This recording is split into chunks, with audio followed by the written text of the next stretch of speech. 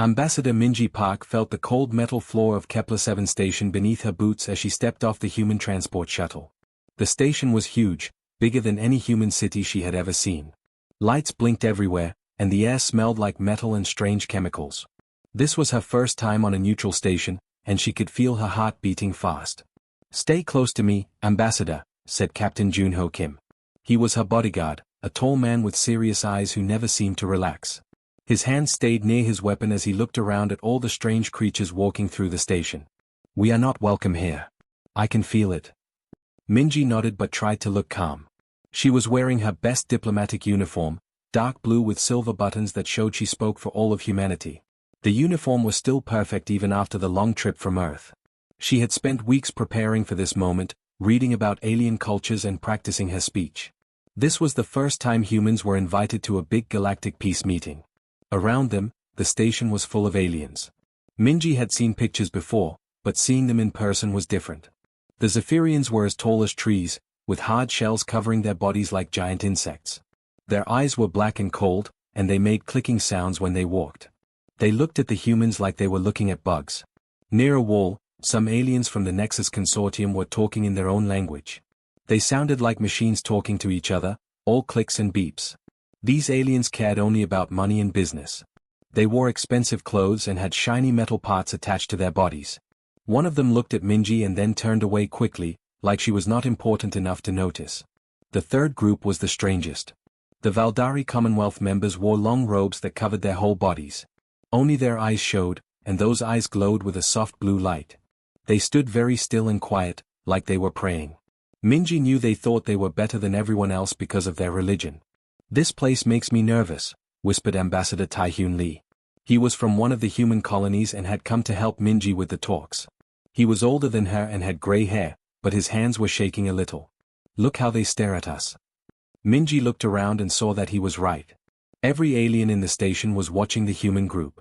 Some looked curious, others looked angry, and many looked like they thought humans were stupid. She could hear them talking about humans in their strange languages. Even though she could not understand the words, she could tell they were not saying nice things. "Remember why we are here," Minji said to her small team of 5 people. "We want to show them that humans can be peaceful. We want to prove that we deserve to live among the stars too. We will do this with words, not with guns." Captain Junho Kim did not look happy. "Words might not be enough, Ambassador. These aliens have been in space for thousands of years. They think we just learned to fly yesterday." The opening ceremony was held in a big round room with a glass dome that showed the stars outside. Minji sat at a small table marked Humanity while the 3 big alien groups had much larger tables. The message was clear: humans were not very important here. When it was time for her to speak, Minji walked to the center of the room. Her voice was clear and strong, even though she felt scared inside. "Friends from across the galaxy," she began, "we come here today not as conquerors, but as neighbors. Humanity is young compared to your great civilizations, but we have learned much in our short time among the stars." She talked about working together, about sharing knowledge, about making the galaxy a better place for everyone. She spoke about human colonies that needed trade partners and human scientists who wanted to learn from alien wisdom. Her words were honest and hopeful. But as she spoke, Minji could see that most of the aliens were not really listening. The Zephyrians looked bored and kept checking small devices. The Nexus Consortium representatives were talking quietly to each other about business deals. The Valdari just sat still like statues. When she finished, there was only quiet clapping. One Zephyrian leader stood up and said, "How interesting that such a young species thinks it can teach the galaxy about peace." Other aliens made sounds that might have been laughter. After the ceremony, Ambassador Tai-Hyun Lee walked with Minji toward their rooms. "They think we are primitives," he said quietly. "Did you see how they looked at us? Like we are children playing with grown-up toys." Minji stopped walking and looked out a big window at the stars. Earth was somewhere out there, so far away. All the people back home were counting on her to make friends with these alien civilizations. But these aliens did not want to be friends. They thought humans were too weak and stupid to matter. "Let them think what they want," she said finally. "Actions speak louder than assumptions. We will show them who we really are, not with big words or threats, but by being ourselves. Humans have something these aliens have forgotten." "What is that?" asked Tai-Hyun Lee. Minji smiled, but her eyes were serious. "We remember what it means to fight for everything we have. And we remember what it means to choose peace when we could choose war. The talks had been going on for 3 days, and Minji was tired. Every day was the same. She would sit at the small human table while the big alien groups made demands and acted like humans did not matter. The Zephyrians wanted human colonies to pay taxes to them. The Nexus Consortium wanted to control all human trade routes. The Valdari said humans had no souls and should not be allowed to visit holy star systems. Minji tried to stay patient, but it was hard. She needed some time alone to think, so she decided to visit the station's garden zone. It was a beautiful place in the middle of the cold metal station, with real plants and flowers from many different worlds. The air smelled sweet there, and it reminded her of Earth. "I will be back in 1 hour," she told her team. "I need to clear my head before the afternoon meeting." Captain Junho Kim looked worried. "Let me come with you, Ambassador. I do not like you being alone." "No," Minji said gently. "I will take Officer Hannah Choi. The gardens are neutral ground. Even these aliens would not break that rule." Security Officer Hannah Choi was young but very good at her job. She had been protecting diplomats for 5 years and had never lost anyone. She was small and quiet, but her eyes were always watching for danger. "I will stay far enough back to give you privacy," she said, "but close enough to help if needed." The garden zone was peaceful. Water ran in small streams between the plants, and soft music played from hidden speakers. There were flowers that glowed with their own light and trees that grew in spiral shapes. Minji found a quiet bench near a bush with bright red flowers and sat down to think. She thought about her family back on Earth. Her younger brother Seungin was in the military now, working with human intelligence. He had wanted to come with her to protect her, but she had said no. "This is about peace," she had told him. "If I bring soldiers, it sends the wrong message." Now she wondered if that had been a mistake. These aliens did not seem to understand peace. They only understood power and fear. Maybe humans would have to find another way to make their place in the galaxy. As she sat thinking, Minji did not notice the small device hidden under the red flowering bush next to her bench. It had been placed there 2 days ago by someone who wanted to make sure the human talks would fail forever. Officer Hannah Choi stood about 30 meters away, watching the entrances to the garden. She could see 2 alien security guards at the main door, a Zephyrian and someone from the Nexus Consortium. They were supposed to protect everyone in the neutral zone. Station rules said no weapons were allowed here except for security officers. The bomb was small but very powerful. It used plasma energy, the same kind that powered starships. When it exploded, it made no sound at first, just a bright flash of light that turned the peaceful garden into hell. The explosion ripped through the red flowering bush and the bench where Minji sat today. She died instantly, her body torn apart by the plasma blast. The force of the explosion threw Officer Hannah Choi against a wall 20 meters away, killing her before she hit the ground. The 2 alien security guards at the door were also caught in the blast, their bodies burned by the terrible heat. Alarms started screaming all over the station. Emergency teams ran toward the garden, but they were too late. Where the beautiful flowers had been, there was only twisted metal, burning plants, and death. Within 10 minutes, every communication system in the galaxy received the same message. A group calling itself the Purity Coalition appeared on screens everywhere. Their leader wore a black mask and spoke in a cold, electronic voice. "The human disease has been cut out before it could spread," the masked figure said. "This is what happens to any species that tries to pollute our sacred stars. Humans are a plague, and plagues must be stopped before they kill everything they touch. Let this be a warning to any who would follow their path." The message played over and over on news channels across the galaxy. Some aliens cheered when they heard it. Others looked worried, not because they cared about humans, but because they wondered who might be next. Colonel Seungin Park was on the human diplomatic ship in orbit around Kepler 7 station when the news reached him. He was Minja's younger brother, only 28 years old but already in charge of human intelligence operations. An aide ran into his office with a data pad, his face white with shock. "Sir, there has been an explosion on the station. Ambassador Park is..." The aide could not finish the words. Seungin took the data pad and read the report. His sister was dead. Murdered by alien extremists who thought humans were animals. He sat very still for a long moment, his face showing no emotion at all. But his hands slowly closed into tight fists, and his knuckles turned white. "Contact Earth immediately," he said in a quiet voice. "Tell them we are coming home." Within hours, the official responses came from the 3 alien governments. The Zephyrian Empire said the attack was regrettable but understandable given humanity's aggressive expansion into space. The Nexus Consortium offered thoughts and prayers, but said business must continue. The Valdari Commonwealth said it was divine justice for those who reject the sacred order. None of them seemed sorry that Minji was dead. In fact, many seemed happy that the human problem had solved itself. After Minji died, something strange happened. Humanity went completely quiet. The aliens expected angry messages. They thought human leaders would scream and shout on the news channels. They waited for threats of war and demands for the killers to be punished. But nothing came. Not a single word. For 2 weeks, no human diplomat spoke to any alien government. Human news channels stopped talking about the murder. Even the families of the dead people said nothing to reporters. It was like the whole human race had decided to stop talking at the same time. This silence made the aliens confused at first, then happy. "Look," said the Zephyrian military leaders, "the humans are scared. They know they cannot fight us, so they are hiding like frightened children." The Nexus Consortium business leaders agreed.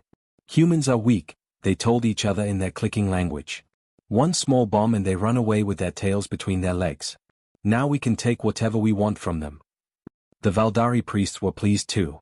"This proves we were right," they said in their temples. "Humans have no spiritual strength. When faced with divine justice, they have nothing to say." But the aliens did not understand what human silence really meant. On Earth, in a deep underground room that most people did not even know existed, Dr. Sujin Han was working 20 hours a day. She was the head of the Human Intelligence Agency, a small woman with gray hair who looked like a grandmother but had one of the sharpest minds in human space. Her office was full of computer screens showing information from across the galaxy. Her team of analysts worked at desks around her, gathering data about alien governments, alien businesses, and alien cultures. They had been collecting this information for many years, but now they were putting it together in new ways. Said one of her young analysts, "The alien news channels are calling us cowards. They say we are too scared to respond to the ambassador's murder." Dr. Hen smiled, but it was not a happy smile. "Good," she said. "Let them think that. Fear makes people stupid, but so does too much confidence.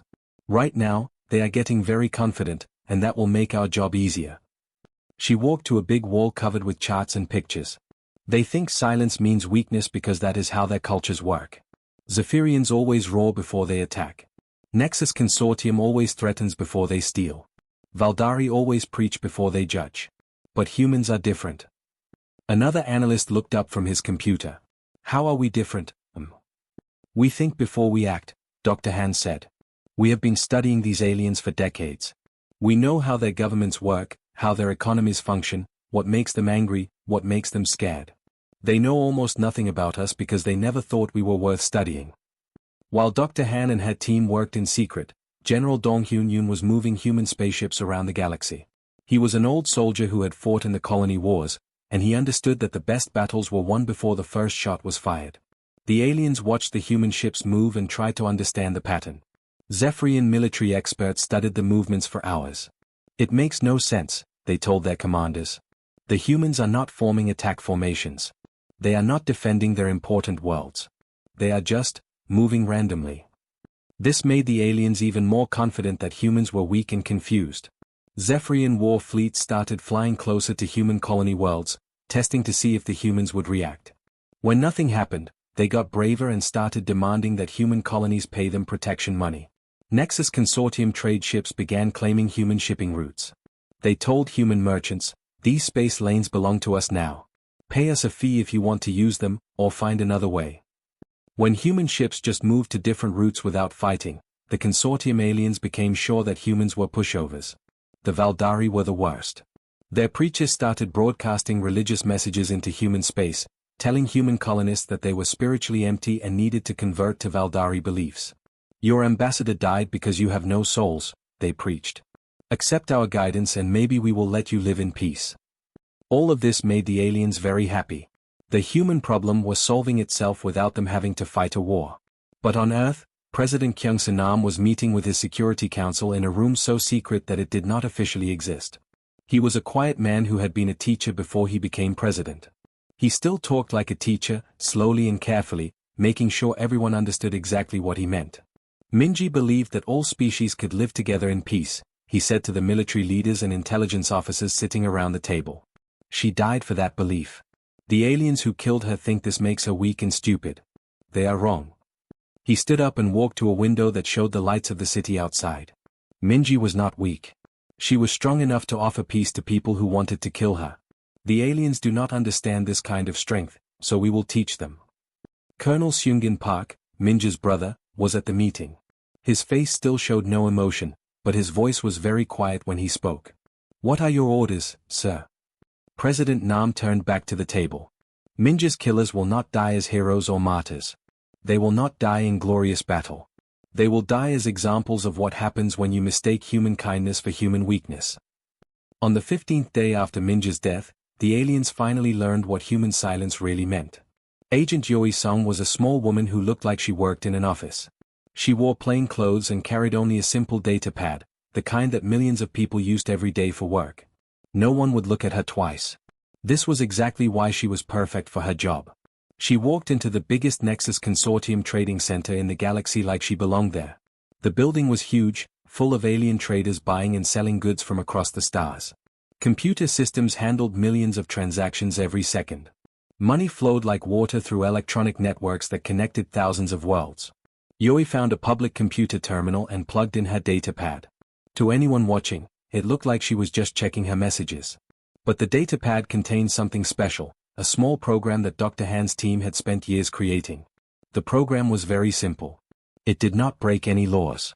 It just made tiny changes to the trading system's buy and sell orders. Instead of buying low and selling high, it made the computers buy high and sell higher. Then higher. Then even higher. Within 1 hour, the entire Nexus Consortium economy started eating itself. Computer systems that were designed to make money began losing billions of credits every minute. Panic spread through the trading center as alien merchants watched their life savings disappear. By the end of the day, the consortium's currency was worth less than toilet paper. At the same time, on the other side of the galaxy, Lieutenant Hyen Kim was sitting in a small room full of computer screens. She was part of humanity's cyber warfare unit, but she was not attacking any military systems. Instead, she was doing something much more dangerous. 4 months, her team had been studying old Zephyrian government records. They found something interesting. The Empire was built on lies. Many of the alien species in the Empire were living on planets that did not originally belong to them. Hundreds of years ago, the Zephyrian government had moved species around like chess pieces, giving one group's home world to another group. But they had never told anyone about this. Each species thought they were living on their ancestral home. Each species thought the others were the invaders. Hyen's computers began sending anonymous messages to different alien species within the Zephyrian Empire. The messages included old survey maps, historical documents, and genetic proof. Did you know, the messages asked, that your people have been living on someone else's home world for 300 years? The response was immediate and violent. Species that had lived peacefully together for centuries suddenly realized they had been lied to. Ancient grudges that everyone thought were forgotten came rushing back. Within days, the Zephyrian Empire was fighting a dozen civil wars at once as member species began attacking each other over who really owned which planets. The third attack was the most clever of all. Professor Jizu Kwon was humanity's greatest expert on alien cultures. She was an old woman who had spent 40 years studying how different species thought and believed. She knew the Valdari religion better than most Valdari did. The Valdari believed their holy book was perfect, written directly by their gods with no mistakes. Their entire society was built on this belief. But Professor Kwon had found something that no Valdari scholar had ever noticed: their holy book contradicted itself. In Chapter 5, the book said that all souls were equal in the eyes of the gods. In Chapter 12, it said that some species were naturally more holy than others. In Chapter 23, it said that the gods loved all life. In Chapter 30, it said that the gods wanted the Valdari to rule over other species. Professor Kwon did not make any accusations. She did not say the Valdari were wrong. She just asked polite questions on their religious networks. I am curious, she would write, how do we understand the meaning of Chapter 5 compared to Chapter 12? Could a wise scholar help me see how both can be true at the same time? These innocent questions spread through Valdari society like wildfire. Religious scholars began arguing about the contradictions. Some said one interpretation was correct, others said a different interpretation was right. The arguments became more heated. Soon, different groups of Valdari were calling each other heretics and blasphemers. Within a week, the Valdari Commonwealth was fighting its first religious civil war in over 1,000 years. Temples burned as different religious factions battled over the true meaning of their faith. Admiral Wu Jin Chang watched all of this happen from his command ship orbiting a distant star. His screens showed reports from across the galaxy. The three great alien powers were all falling apart at the same time, and they had no idea why. He said into his communication device, speaking to Dr. Han back on Earth, all three targets are having major problems. The Nexus Consortium's economy has collapsed completely. The Zephyrian Empire is fighting civil wars on 30 different worlds. The Valdari Commonwealth has split into at least 6 different religious groups, and they are all fighting each other. Dr. Han's voice came back through the speaker, calm and satisfied. Excellent. How many human weapons have we used? None? We have not fired a single shot. We have not invaded any planets. We have not even officially declared war on anyone. Good, Dr. Han replied. Now they will understand what we learned from fighting wars against ourselves for thousands of years. The strongest weapon is not a gun or a bomb. The strongest weapon is knowledge, knowing your enemy better than they know themselves. 30 days after Ambassador Minji Park died in the garden bombing, humanity finally broke its silence. Every television, every computer screen, every communication device in the galaxy suddenly showed the same image, President Kyung Se-nam sitting calmly at his desk on Earth. Behind him was a simple blue flag with a white earth in the center. His face looked tired but peaceful, like a teacher who was about to explain something very important to students who had not been listening. People of the galaxy, he began, his voice quiet but clear. 30 days ago, you murdered our ambassador. Ambassador Minji Park came to you with words of peace. She believed that all species, no matter how different, could learn to live together without war. You killed her for this belief. Across the galaxy, aliens stopped what they were doing to watch. In the Zephyrian Empire, military commanders who were trying to stop civil wars on dozens of worlds gathered around screens. In Nexus Consortium territory, business leaders who had lost everything in the economic collapse watched with growing fear. In Valdari space, religious leaders who were fighting each other over the meaning of their holy books paused their arguments to listen. You thought Minji was weak because she offered friendship instead of threats, President Nam continued. You thought humans were primitive because we asked for peace instead of demanding territory. You were wrong about both things. The camera moved to show another person, Director Damon O of the Human Diplomatic Corps. He was younger than the president, with sharp eyes that seemed to see everything. When he spoke, his voice was calm but somehow frightening. What has happened to your civilizations in the past month was not revenge, he said. It was education. You needed to learn something about humans that you did not understand. You assumed we were weak because we chose diplomacy first. But we chose diplomacy precisely because we understand war better than you do. On Zephyrian worlds, military leaders looked at each other with growing alarm. Their empire was falling apart, but they had no idea how or why. Rebellions were happening everywhere, but no human soldiers had been seen anywhere. For thousands of years, Director Damon O continued, humans fought wars against other humans. We learned to fight with swords, then guns, then bombs, then computers, then ideas. We became very good at destroying things. But we also learned something more important. We learned that the strongest victory is the one where your enemy defeats himself. In Nexus Consortium space, alien traders who had lost their life savings were watching with horror as they began to understand what had really happened to them. The economic collapse had not been an accident. It had been planned by people who understood their system better than they did. President Nam appeared on screen again. We could have sent warships to burn your worlds, he said gently.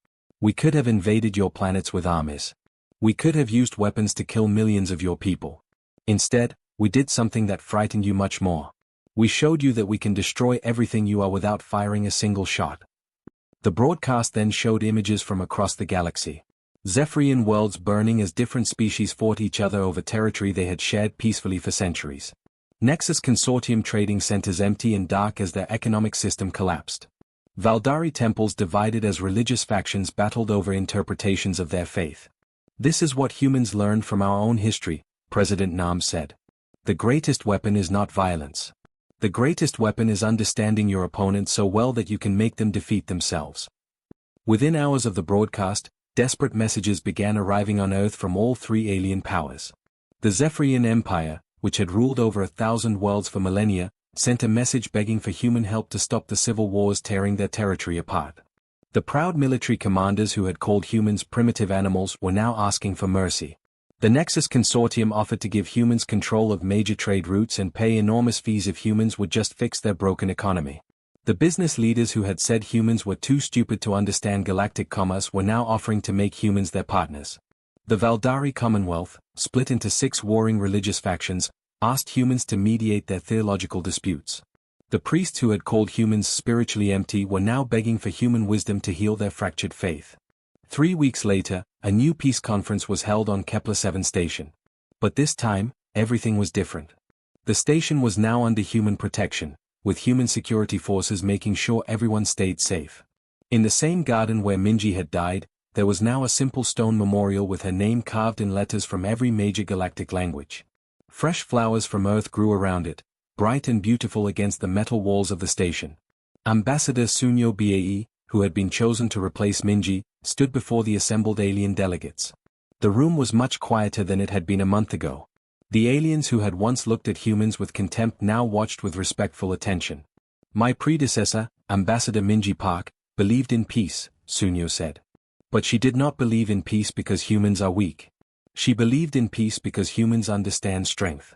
Real strength is not the ability to destroy your enemies. Real strength is the ability to make your enemies irrelevant. The new peace treaty was called the Minji Accords. It established humans not as conquerors, but as peacekeepers. The galaxy had learned that Earth's children carried with them the wisdom of their violent past, and the strength to choose a better future.